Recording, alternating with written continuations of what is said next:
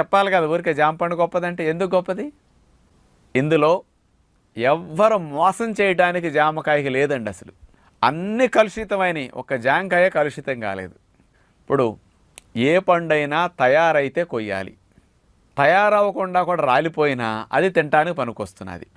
నిమ్మ పండు గాలికి రాలింది, నిమ్మకాయ రాలిపోయింది, దాని కార్బైడ్ వేస్తే ముగ్గుతుంది, నిమ్మరసం పిండుకోవడానికి మళ్ళీ మార్కెట్కి లేత పిందులు పెడితే కొండవు, అందుకని దాని కార్బైడ్ వేస్తే రంగు వచ్చేస్తుంది, పైన కొనేస్తాడు. మామిడికాయలు గాలి వాళ్ళకి రాలిపోయినాయి, మామిడికాయ కార్బైడ్ వేస్తాడు, ముగ్గిన పండులా కనపడుతుంది, సేల్ అయిపోతుంది.